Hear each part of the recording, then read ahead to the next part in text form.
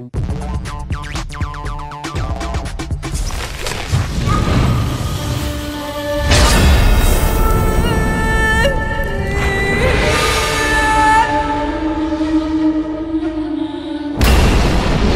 I get recognized sometimes when I'm walking around the floor. I mean, usually you just get like, you know, a wave or an encouraging word. People are always really nice about it. I haven't said anybody really say. Occasionally you get somebody stop and ask you like a question or want a picture or an autograph or something like that. You know, I feel like I don't know why they'd want my picture or my autograph, but if they do, who am I to say no?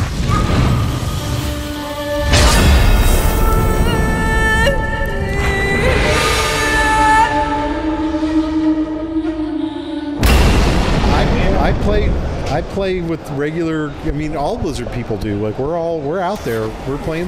You know, we're kicking the crap out of you in StarCraft, and we're owning you in the arenas. We're out there. So, yeah, I play pretty much every Blizzard game, and mostly with non-Blizzard people. Mostly who don't know who I am, but a few who do.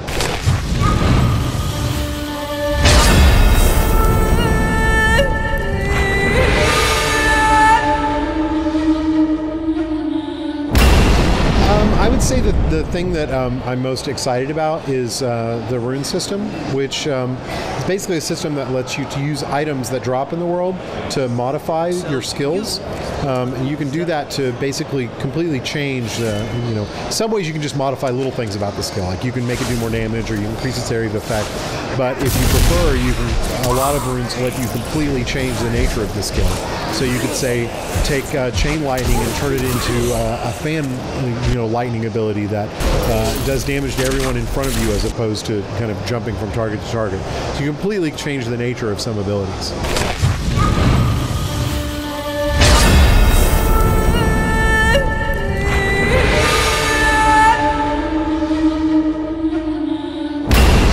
So we've added a new system in the game called the auction house. It allows players to trade amongst each other any items that they find within the game, and trade for in-game currency or trade for real money. So, and that would be in all supported currencies within every region that we do. We try to support a broader range of currencies, but we haven't locked down exactly which ones yet. And so anything players find, they're free to trade with one another. So one of the reasons that we chose to do this is that all the Diablo games are basically games about trading items. And the best items in the game are always go to those who take what they find and trade or barter it effectively for other items. And you know, within that item space, players have always found a way to buy items with real money. So it's something that's existed with Diablo and with Diablo 2, but it's never been officially supported by Blizzard. And as a result, players who have acted in that, you know, participated in that activity have had to leave the game and go to third-party websites, which are generally means that they might not get their item, they might open themselves up to fraud, you know, and generally they might not have a good experience. So we've decided to embrace that side of the game and guarantee that players who want it, who we know are going to engage in this activity anyway, can do so in a secure fashion.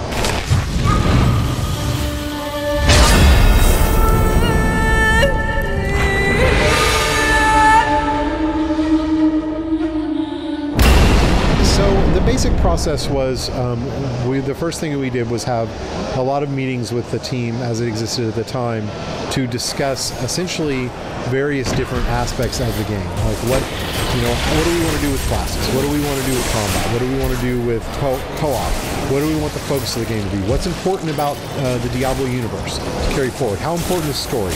Like we asked all these questions, and everyone kind of gave their feedback and ideas and input, and we put that together into what we call the creative vision and said, okay, this is what we're going to do. This is what Diablo is going to be.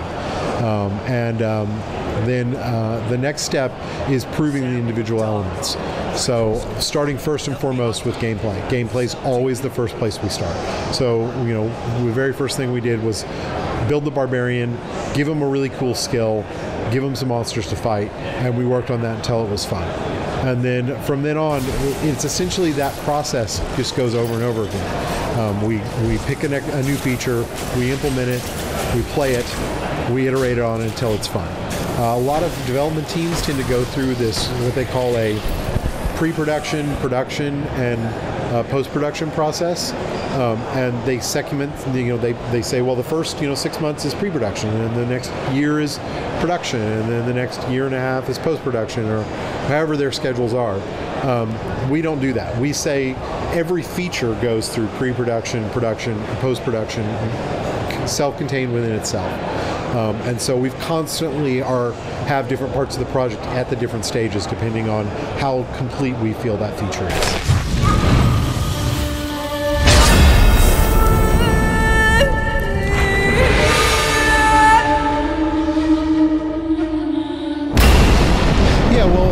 Reaction to that the community has to things that we announce and show them is just part of the process. Like, the nice thing is we interact with the community so much that we've gotten pretty good at predicting kind of what their positive and negative reactions are going to be. So I think as a result, we were better able to kind of talk about a feature when it comes out, because we kind of know, we have an idea of what their sore points for the community is going to be.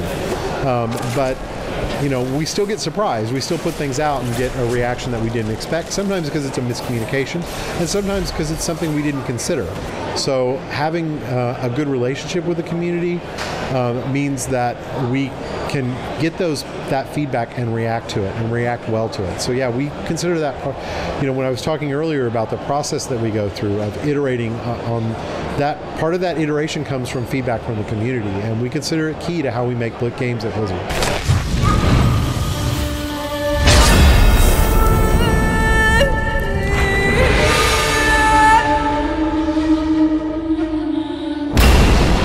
As a company and as developers, we never think that way. We never go, hey, that free-to-play model looks like a really good financial model. Let's jam a game into that. We always go, hey, this is a really cool game that we can make.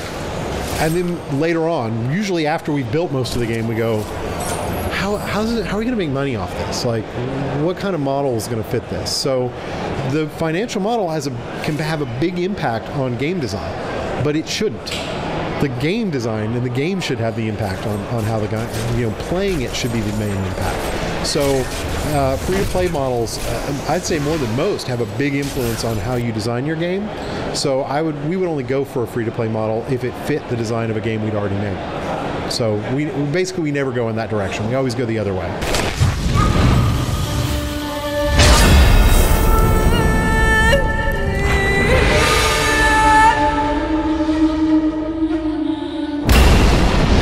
Because the problem is, as soon as we give a date to people, if we don't deliver on that date, the uproar is massive. We lied to them, Blizzard hates people, and so we basically don't like to give dates until we're absolutely sure, because every time in the past we've ever given a date and then not hit it, it's been far worse than not giving a date at all.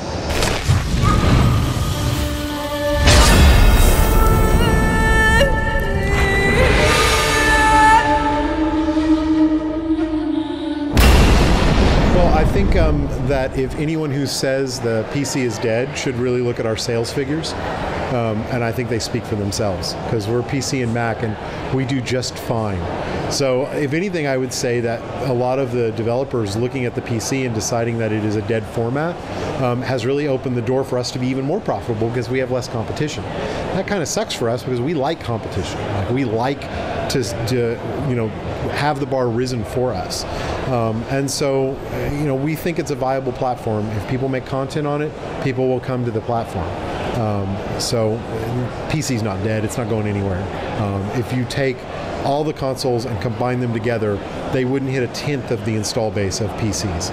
So we think it's just fine as a format. Does it mean it's the only format we'll ever operate in? Like, we don't see ourselves as an exclusively PC company. We just think the notion that the PC is a dead format is a little silly.